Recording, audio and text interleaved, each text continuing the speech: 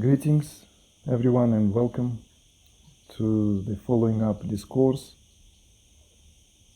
And now we are fully into the process itself.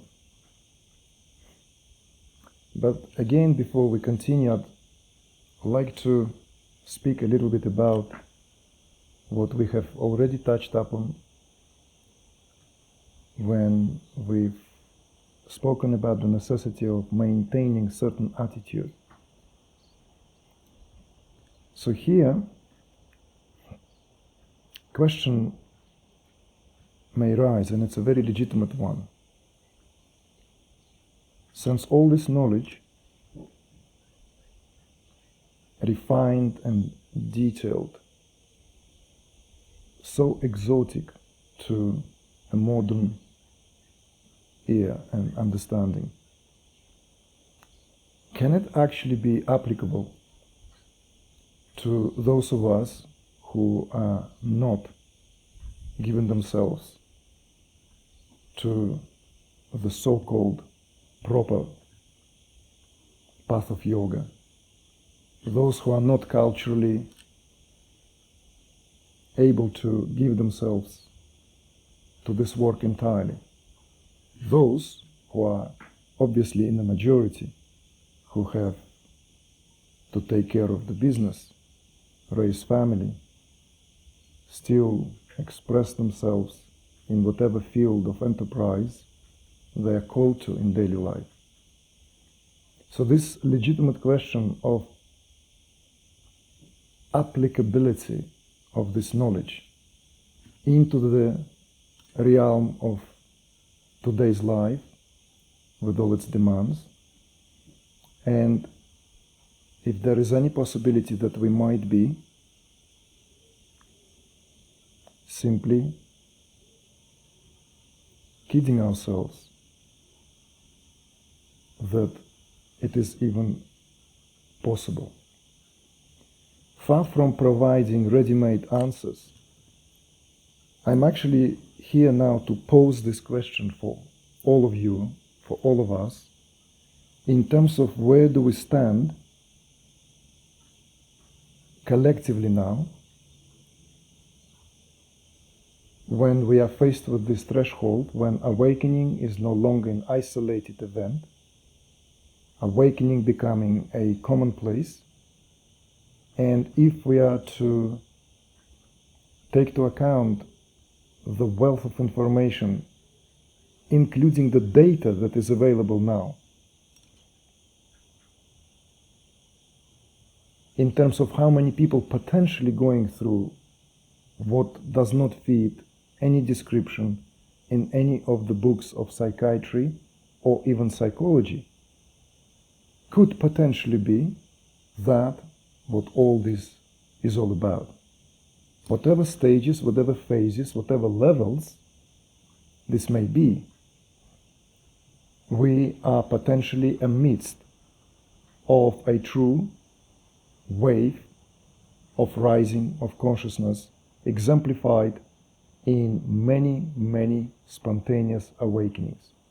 So in other words, how can we apply this scientific, in terms of the science of yoga, wisdom into day-to-day life with all what it imposes in terms of its demands and time, and make it work? So as I said, this is a raised question to ponder, to bring into the focal point of awareness of all of us in terms of how can we resolve this without resorting to the older paradigm, which is essentially not a way forward, but a way of suppression, repression of that what still has this uneasy term which goes by English word consciousness, or any other languages as it shares its roots to the term. So therefore, of course, this posed a lot of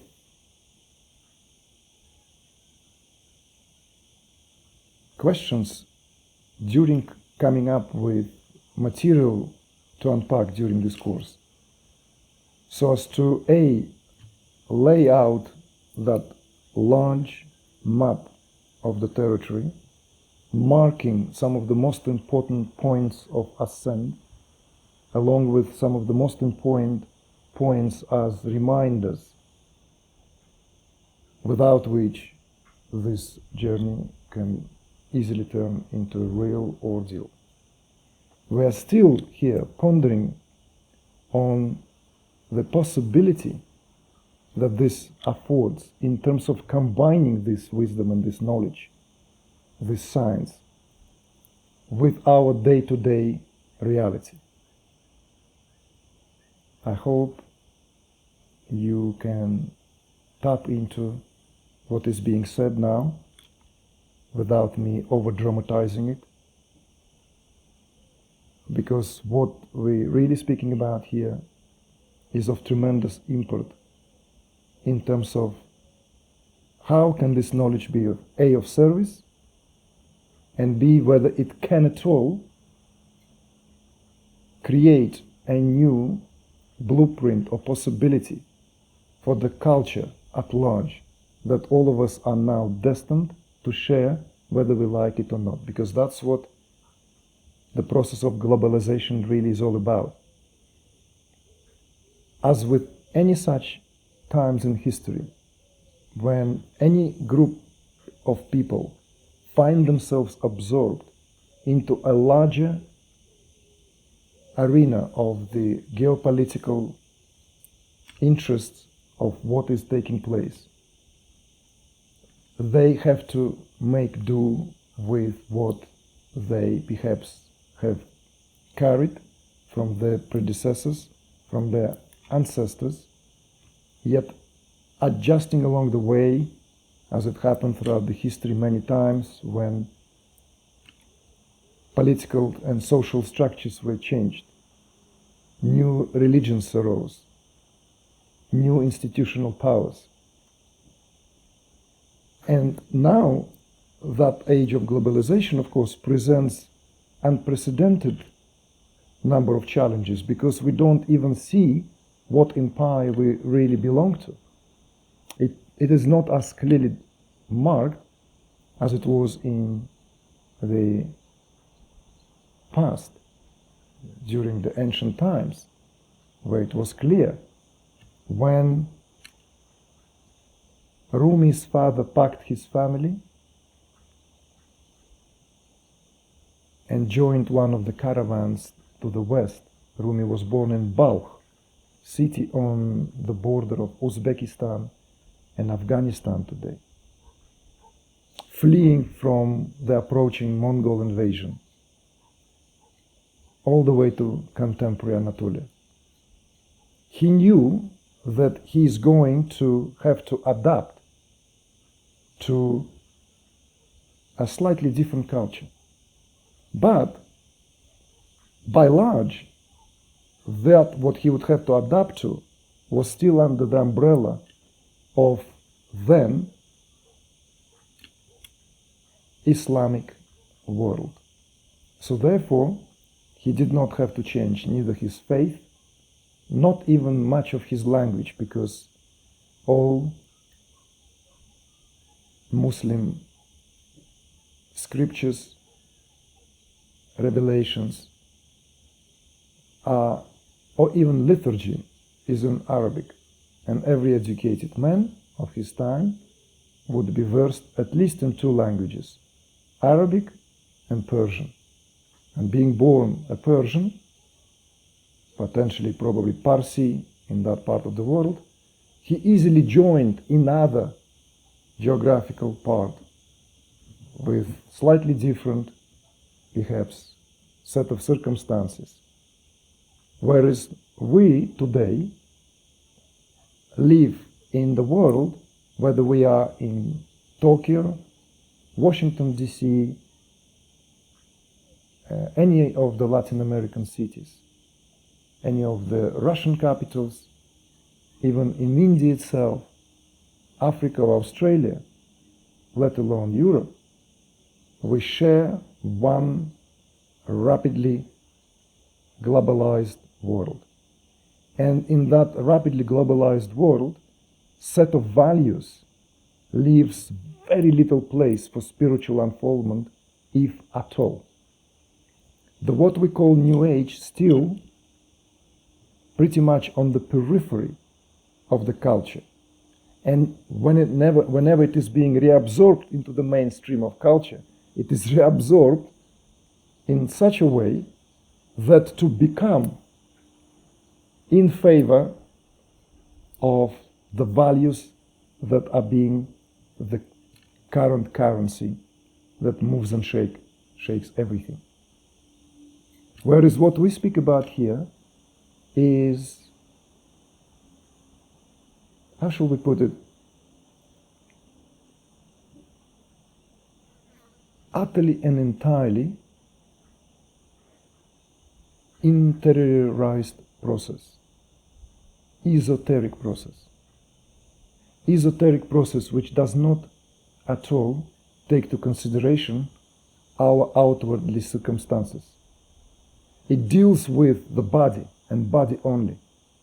Body as this physical structure, body as the seat of emotions, body as where all this alchemy takes place, where all this repository of experiences digested and not so digested remain intact, that what we consider to be identity with a living corporal reality.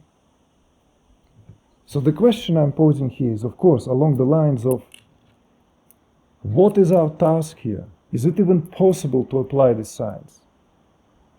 Are we playing here some kind of academic games and kind of, scholars derive benefits from delving and studying this, because at least for some it is associated with accolades and potential career moves and what have you, so it is justified and justifiable.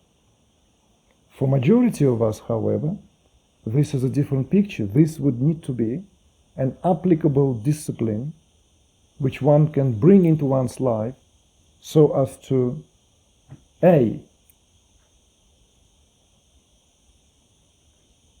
bring the possibility of riding the process if you are amidst of it, rediverting the process if it gone astray, or preparing yourself as much as you could, because there is this innate knowledge and intuition that you are destined to go through it.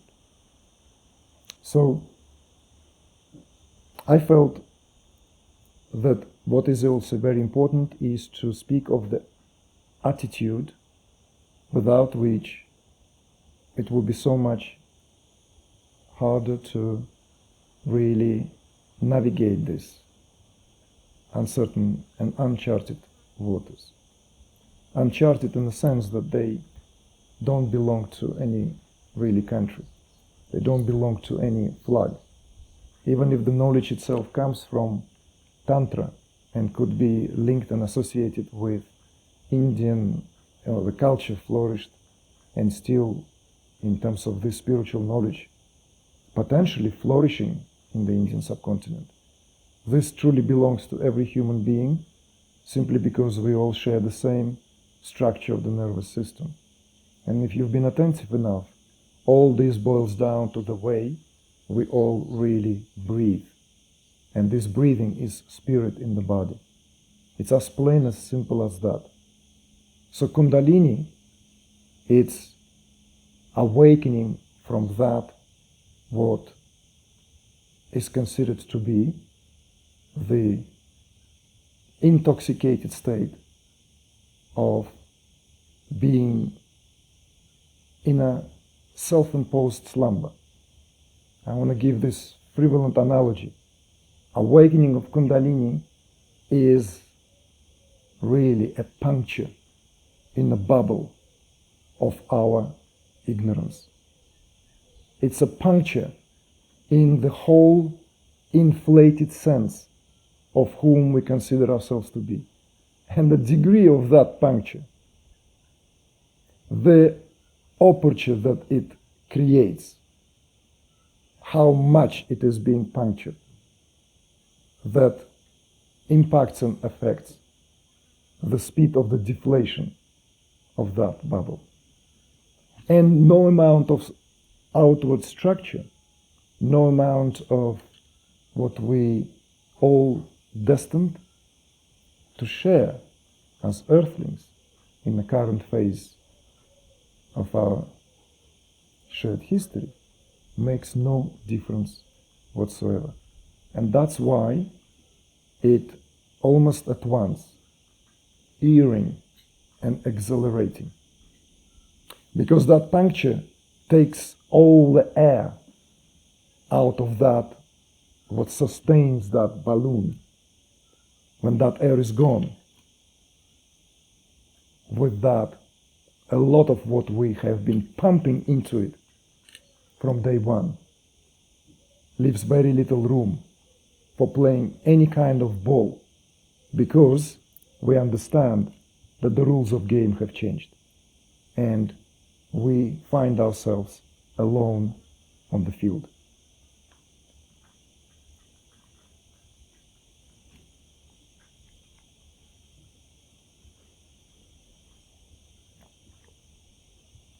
So what would that attitude be here? We now adding to what we spoke about as the attitude of humility on one hand, and the attitude of courage, sovereignty on the other. So in view of that, I invite you to add another important attitude,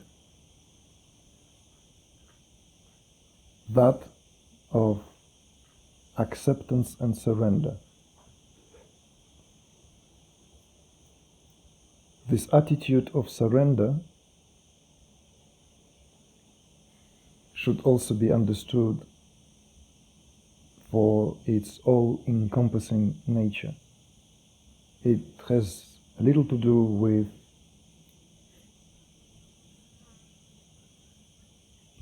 giving up, let alone bypassing. The attitude of surrender here is actually an active rather than passive act. It may seem passive in the sense that we step back and withdraw ourselves, because this is how we seem to understand acceptance and surrender. We often understand acceptance and surrender in view, forgive me, of not getting what we want. And when we don't get what we want, we kind of like, all right, well, never mind, not meant to be mine, and all that BC of the New Age that goes with it. Forgive me, folks. Not that all of it is BC, some of it is fantastic, amazing methodologies and tools to be used, of course. But in this respect, with regard to what we're speaking, it's of no use. It's not the same as resignation. It's not resigning. It's an active stand, just as taking your sovereignty back to yourself. Surrender here exemplifies an active stand of direct communion with the divine. And reverse is also true, because the direct communion with the divine makes surrender automatic. It brings about that kind of surrender, because that divine takes over. And when the divine takes over, the innate tendency that may still be flickering under the impulses of the remnants of the unconscious is then greatly subdued and under much greater influence of that communion. That communion brings this sense of true acceptance and of a real surrender. So this attitude of surrender needs to be cultured, fostered, cultivated. So we can meet it halfway through. Yes, those who have been given to maybe intensity of extremely exuberant, sometimes referred to as violent ascent and expansion of consciousness, will have nothing to say. They will not have even a possibility to do otherwise. That recognition comes not from mental conclusion of weighing one's options, as we are often given in terms of the day-to-day situations when we ponder, okay, well, if not this, then maybe I will settle for that. And all that set of speculations immediately set forth. In this case, it has nothing of the kind. The surrender here, it's the recognition that the divine is in charge, has always been in charge, and it will be in charge. And that communion is also not a dry affair of giving oneself to some kind of abstract energy. This I want to warn you against, that it is for that very reason cultures which have not been sanitized, bleached out, or stripped of its richness retain this importance of working with the actual forms of the divine, represented by powers, shaktis, or goddesses, whatever we may want to call them, which have personality, character, charisma. All these important attributes which lay at the foundational ground from where our own independent beings sprang forth to enjoy this temporal wrestling among each other in the marketplace of life. This is a very important realization. It's not a blind surrender or some kind of childish surrender where one throws oneself at the feet of the goddess or the deity and demands almost, you take care of myself. I would also warn you against such acts of misunderstanding. It's an active stand, an attitude in life. It's something we take upon ourselves as a quality of our character. When we do so, tremendous forms of energy open up within ourselves. It is those energies that have been repressed, collectively repressed, for many, many years, hundreds, maybe more. These forms of energy went into underground. They went into the recesses, and they remain dormant there until they can be acknowledged. Once they're being acknowledged, they are reinstate their not just actuality, they come with the powers that they represent. So this is also goes maybe completely against the grain of what the prevalent world of non-duality have been trying to paint, this picture of oneness, evenness, devoid of any subtlety, nuances, refinement. When it comes to the process of Kundalini, it can backfire simply because only very few can rise in such manner when they transgress all this in one sweeping movement. And for the majority of us, it's a lifetime journey. So we have to be humble in the face of that. Humble and humbled. So this attitude of surrender as an active stand, as an act of communion